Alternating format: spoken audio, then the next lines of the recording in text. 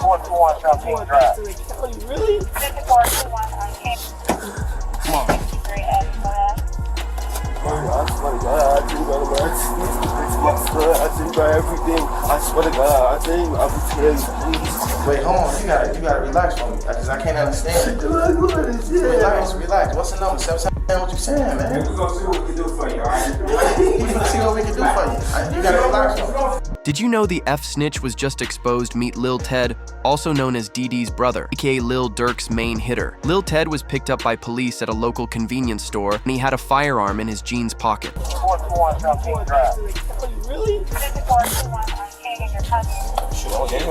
Dude had a. What about that? A man had a with an extended clip. That's cool though, right? As at this moment, Lil Ted was then driven to the police station. Even before getting inside, he had tears coming down his face. He would continuously tell the police, "I swear I'll tell y'all about the murders," hoping not to be placed into jail, but it was already too late for him. Come on. 63 Eddie, go ahead.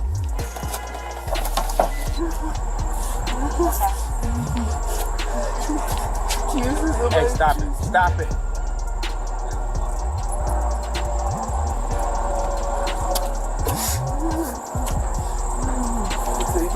I swear to God, I think about everything. I swear to God, I think I will tell you, please. I swear, please. After being placed into the waiting cell, Lil Ted was seen crying his eyes out, wanting nothing more to just rat on the murders that he knows, and then be taken out of jail, as he was willing to tell on everything and anyone he knows. Wait, hold on. You gotta relax for me, because I can't understand it. Relax. What's the number? 779, what you saying, man? We're gonna see what we can do for you, alright? We're gonna see what we can do for you. You gotta relax for me. Relax, man. I'm gonna get a bus to prison. Relax. Give me no, I'm saying, what you talking about? I'm trying to get that. With DD being his older brother, when there was news of someone snitching in the family last name on the court files, everyone believed that it was D, but in reality, it was his younger brother. There was even scares of Vonnie, who was King Von's cousin, snitching as well, with everyone going into a frenzy. Fazu went on IG Live to answer some questions. No motherfucker know what's going on, but them people that's in them courtrooms, man. For real. Them be false accusations. Y'all don't even know what the be going on for real. Y'all really be trying to play Inspector Gadget and all this. Y'all just be weird as hell. That's what I be talking about, man. Like, first y'all done threw the jams rumors out there. Now y'all talking about Vonnie a snitch, gang. A snitch on what? Y'all don't even really know what's going on for real. All my kids, y'all really just be running. And that's why I don't participate in nothing that got to do with nothing illegal. Because of you motherfuckers, y'all be trying to get them put under the jail. But this is where it gets even crazier. As DJ Academic spoke on Vonnie allegedly snitching against Lil Durk, it caused major confusion, but in reality it was Lil Ted snitching the entire time. When you see Flacco post something, you almost gotta be like, look at this headline. Lil Durk found out that his co-defendant OTF Vonnie, King Von cousin, filed for protective custody when they came to court. Okay. That sounds so crazy. This is why we have streams like this. This is, I'm not gonna get on anybody or anything like that, and I'm not gonna ever say that I haven't, maybe jumped maybe once in a while, but I definitely do aim to be correct, and I never try to be incorrect out of malice, right? This is why we love to bring up the paperwork and try to explain it, and also increase everyone's knowledge on stuff, because a lot of times these days the headline is way better than the story. But did you know that this works in Durk's favor on getting a bond release? And let me explain. A viral tweet read, "Durk's lawyers just submitted the sneakiest bond proposal I've ever seen. We're actually about to see him released before GTA 6 as..." It would be the famous lawyer for workers known as Mo sharing this update. In the Lil Durk case, his lawyer Drew Finling not giving up on the application for a bond. Now, they were denied last week by a magistrate judge. In federal court, you have a magistrate judge and a district judge. The district judge is on top of the magistrate judge. So if the magistrate judge denies you, you can ask the district judge to take a look at it. That's what his lawyers are doing here. I think this is a good decision because, quite frankly, in front of the magistrate judge who denied Lil Durk, Drew Finling could have pulled a rabbit out of a hat, and that magistrate judge would have remanded the rabbit. You have to consider the fact and I hope the district judge will, that this case, as pled several months ago, has been significantly watered down in terms of how it's being pled against Durk, where you used to have an allegation that we, the government, are going to prove to you exactly who he paid the bounty to. Now the government's saying, oh, we're not going to be able to do that. As mentioned by Mo, the fill-in judge denied Durk instantly. This is due to him seeing just flat-out murder for hire when reading the court file. Due to this, it was announced today. Lil Durk gets another chance at freedom after a judge approved a June the 2nd court hearing to review his third bail offer, now up to $7 million. As Lil Durk was able to secure a bond hearing with the main judge. It's what happened at his last court hearing, his second try of bond, that will help him now get released on his third try. Update on Lil Durk. He had his bond hearing today. He looked good. He looked like he was in good spirits. No crazy weight gain or anything like that. He looked good. The judge was on the same vibe she was on last time, which is that, wait, they're saying murder for hire. They're saying you put bounties up. They're saying you ordered. They're saying I'm saying that's going to be no bond. There's basically no argument you can make to this judge in a murder for hire case to get a bond. Is that the prosecution's case has taken two major hits. One, the prosecution has had to abandon their allegation that he rapped and celebrated about this murder, that he put these lyrics out talking about, oh yeah, I got you, you out here screaming no, no, crying in the street. Prosecution had to back away from that allegation. It was proven false. They need that allegation. As what will have him released is the prosecutors tearing down their own evidence against him, as well as doing something extremely illegal against Lil Durk. The other allegation they backed away from, which is huge, it shows the weakening of the case. Previously, the prosecution had alleged that Durk paid the bounty through one of his co-defendants, and they named the co-defendant. Now they've backed off that allegation. They're not actually saying that Durk paid the bounty through the co-defendant or anyone else. And the fact that they're not saying that suggests that previously they thought they were going to be able to prove that he paid the bounty through this guy, and now they know we're not going to be able to prove that he paid the bounty through this guy. As he even mentioned, the case is getting weaker for the prosecutors, as they can't just use Lil Durk lyrics anymore. There's one thing that will have Lil Durk released from jail, with not only the prosecutors weakening their own case, the prosecutors are also messing with Lil Durk's First Amendment rights. They've been keeping this in their back pocket to eventually win the case. All they have to explain is that Durk expresses his First Amendment rights within his music and music videos, and there's no defense to it. There's a First Amendment argument here, right? That this violates the First Amendment. Can you talk about that?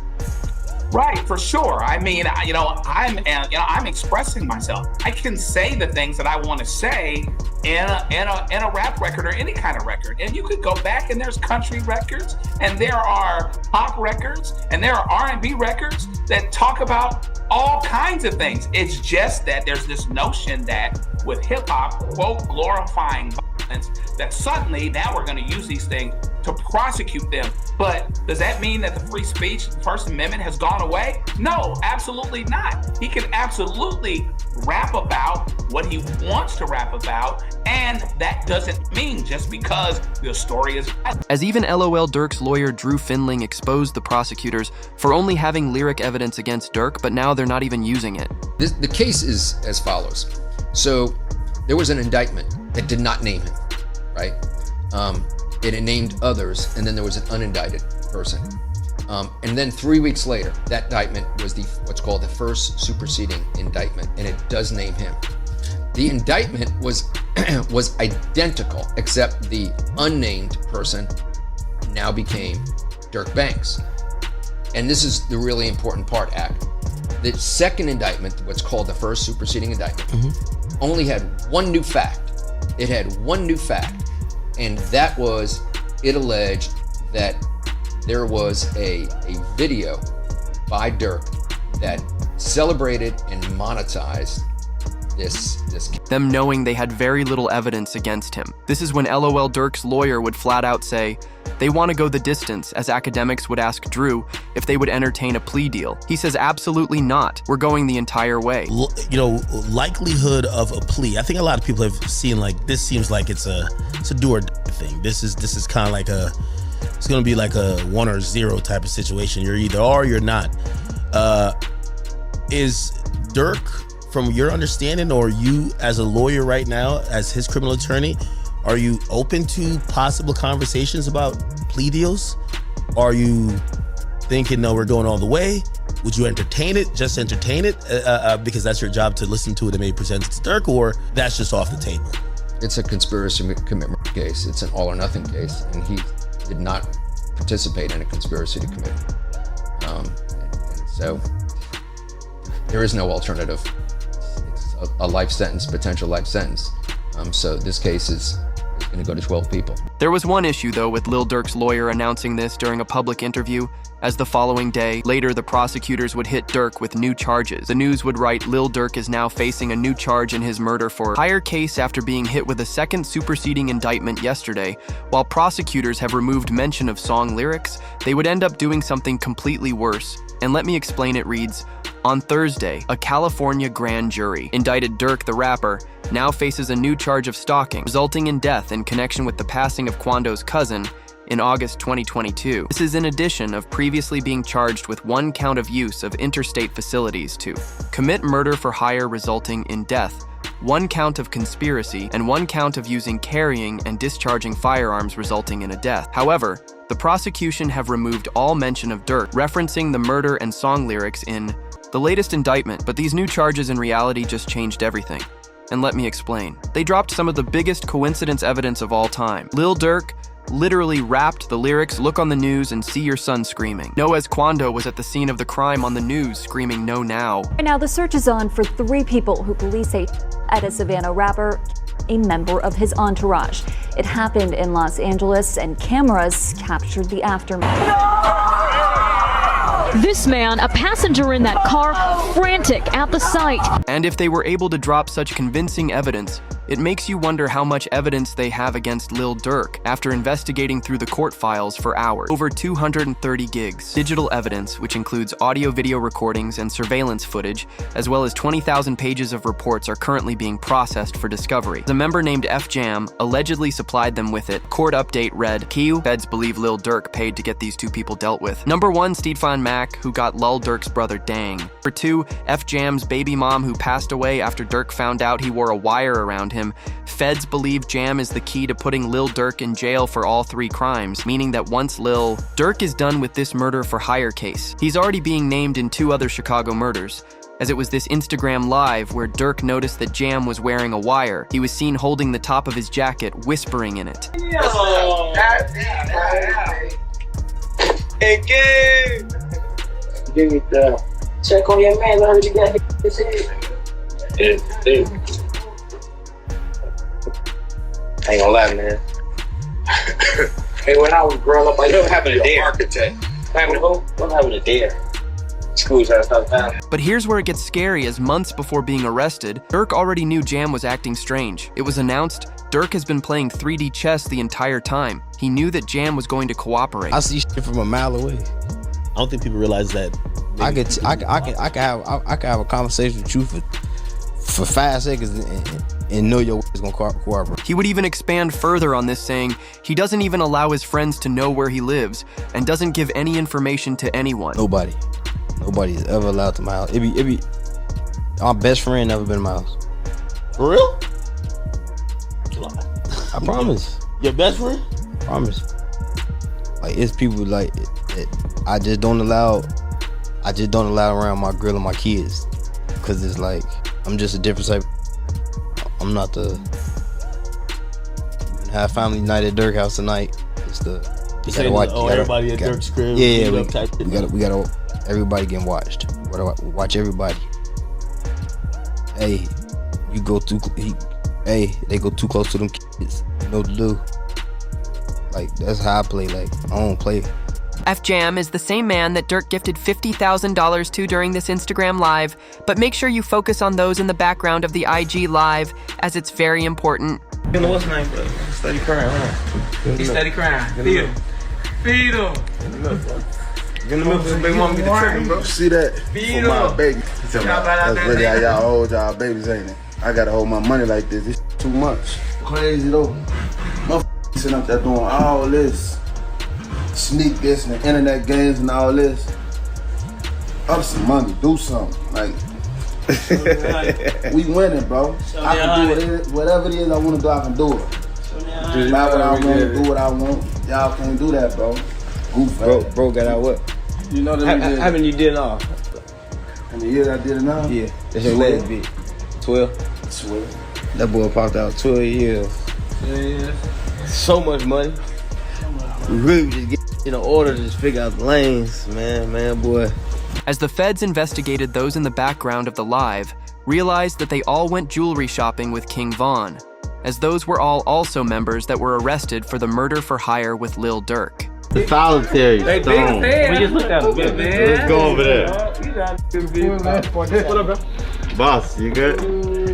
My boy. Let's go. They got real in here, man, because he just stepped in. The money man just stepped in. With everybody in that Instagram live now being arrested for this crime, everyone is sitting in jail except F Jam, as fans are beginning to wonder how Lil Durk is being tied into the Stefan Mack passing, which once again revolves around Jam, where it's this Instagram story where he writes for D-Thang, which was posted 30 minutes after Stefan Mack passed away. His passing wasn't even on the local news, or even online at that point, making you wonder how Durk even knew he then posted this. Instagram story the following day, later laughing after being told to slide. You can't see other shit, boy. What? Tweak on my folks. Hey, somebody always said, slide for car. Somebody always said, slide for car. If it's enough to have Durk sentenced to life in prison, and comment down below how much evidence